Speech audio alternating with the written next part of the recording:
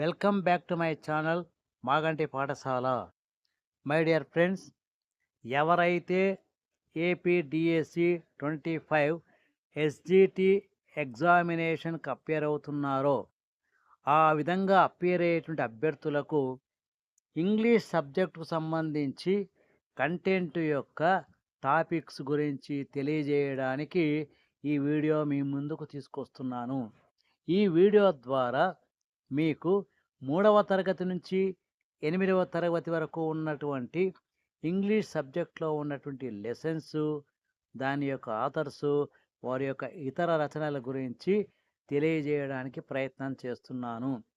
మీకు ఈ వీడియో నచ్చినట్టయితే లైక్ చేసి, షేర్ చేసి, సబ్స్క్రైబ్ చేసుకోవాల్సిందిగా కోరుతున్నాను.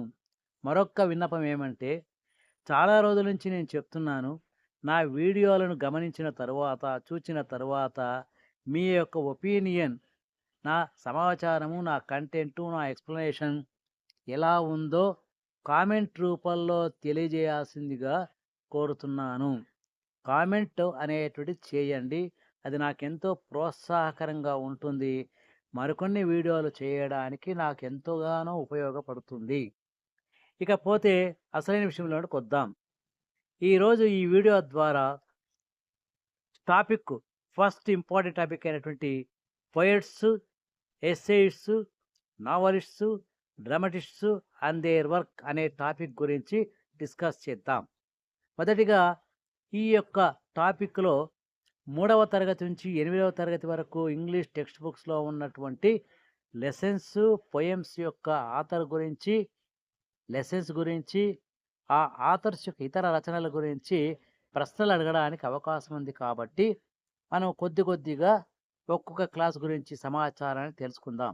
ఈ వీడియోలో కేవలం 3, 4, 5 తరగతులకు సంబంధించి ఇంగ్లీష్ టెక్స్ట్ బుక్లో ఉన్నటువంటి పోయమ్స్ గురించి, వాళ్ళ ఆథర్ గురించి, ఆ ఆథర్స్ యొక్క ఇతర రచనల గురించి డిస్కస్ చేద్దాం. First 3rd class, lesson number 1, lesson name the swing. ఇది poem. Writer's name Robert Louis Stevenson, RL Stevenson. Second lesson name wheels on the bus. Writer's name Verna Hills. Third lesson name the moon. ఇది poem. Writer's name Eliza Lee Cabot Follen. 3rd క్లాస్లో పెద్దగా సమాచారం అనేది ఏది ఉండదు. ఒక పోయము, ఆ poem యొక్క ఆథర్ పేరు మాత్రమే ఇచ్చారు. ఆ ఆథర్ పేరు, పోయం అనేటివి మనం గుర్తుంచుకోవాలి. ఎగ్జాంపుల్గా the swing poem is written by అని చెప్పి 4 ఆథర్స్ పేరు ఇస్తారు. అందులో మనకు ఏదైతే ఆన్సర్ అనేది కరెక్ట్ అనిపిస్తుందో అది మనం ఆన్సర్ చేయాలి. ఇక 4th క్లాస్ గమనిస్తాం. 4th క్లాస్ యొక్క ఇంగ్లీష్ టెక్స్ట్ బుక్లో ఉన్నటువంటి లెసన్ గురించి చూస్తే, lesson name the kitten at play. Writers name William words worth. ఈయన ప్రముఖమైన ఇంగ్లీష్ కవి. ఈయన 7వ తేదీ ఏప్రిల్ నెల 1770లో జన్మించి ఏప్రిల్ 23వ తేదీ 1850 సంవత్సరంలో మరణించాడు. ఇతని యొక్క ప్రముఖమైన రచనలు గమనిస్తే lyrical ballads, Simon Lee, we are 7, lines written in early spring. ఇవి ప్రముఖమైన ఇతర రచనలు. ఇందులో లిరికల్ బెలాడ్స్ అనేటువంటి చాలా ఫేమస్. ఇక సెకండ్ లెసన్కి వస్తే కైండ్ వర్డ్స్.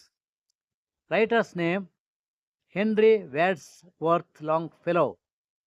ఈయన యొక్క ఇతర రచనలు, అదర్ వర్క్స్ గమనిస్తే Paul Revere's ride, the song of Hiawatha, Evangeline. ఈ 3 కూడా ఇతని యొక్క రచనలు. ఇక 3rd lesson the rainbow. Writer's name Christina Rossetti. Christina Rossetti అనేటువంటి ఆమె 8 డిసెంబర్ 1830లో జన్మించి 29 డిసెంబర్ 1894లో మరణించడం జరిగింది. ఈమె యొక్క ఇతర రచనలు గమనిస్తే క్యాబ్లిన్ మార్కెట్, రిమెంబర్, ఈ 2 కూడా ప్రముఖమైనది. ఇక next rainbow is another her popular poems return for children. ఈమె రాసినటువంటి దాంట్లో రెయిన్బో అనేది చాలా ఇంపార్టెంటు. ఆ రెయిన్బో అనేటువంటిది చిన్నపిల్లల కోసం రాసినటువంటి ప్రముఖమైనటువంటి పోయము. Next fourth lesson we shall overcome. Writer's name Martin Luther king.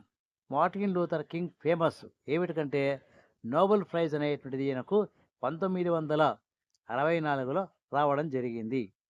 ఇక class fifth lesson name return in March. Author యొక్క నేమ్ విలియం వర్డ్స్వర్త్. ఈయన గురించి ఆల్రెడీ మనకి ఇంతకుముందే వచ్చింది.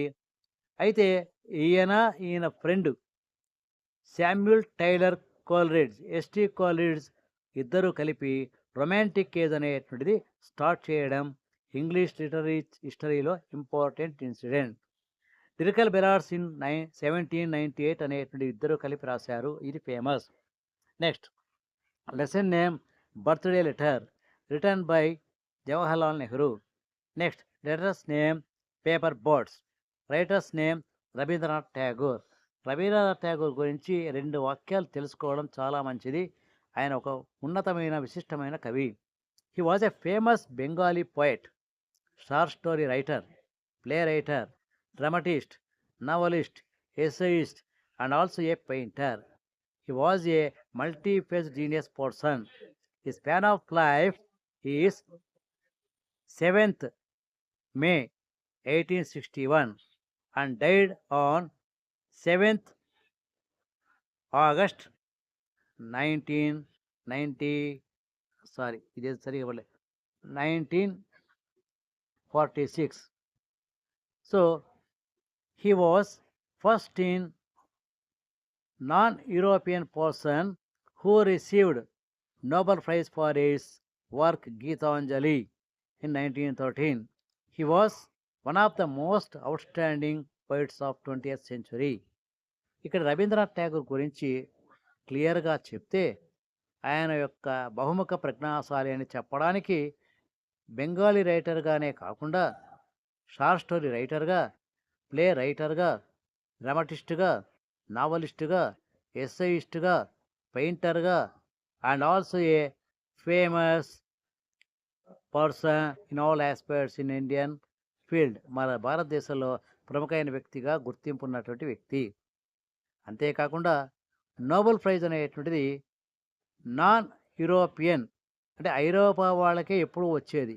అలా కాకుండా మొట్టమొదటిసారిగా నాన్ యూరోపియన్ కంట్రీకి కాకుండా నాన్ యూరోపియన్ కంట్రీకి చెందినటువంటి వ్యక్తి అంటే ఇండియాకు చెందినటువంటి వ్యక్తి గీతాంజలి అనేటువంటి రచనకు ఈయనకి ఇవ్వడం జరిగింది. ఈయన 20వ శతాబ్ద ప్రముఖమైన కవులలో ముఖ్యమైనటువంటి వ్యక్తి, outstanding poets of 20th century. కాబట్టి వీటన్నిటిలో కూడా ప్రశ్నలు రావడానికి అవకాశం ఉంటుంది. మీరు ప్రతి ఒక్కదాన్ని ఆలోచన చేసి జాగ్రత్తగా రాయాలి. దీన్ని స్కిప్ చేయకుండా చివరి వరకు చూడండి. పాస్ చేసి లెసన్ పేరు, ఆథర్ పేరు మీరు నోట్ చేసుకొని నేర్చుకోవాల్సిందిగా కోరుతున్నాను. Thank you and all. నా యొక్క ఛానల్ పేరు మాగంటి పాఠశాల. మీకు నచ్చినట్టయితే సబ్స్క్రైబ్ చేసుకోండి. Thank you.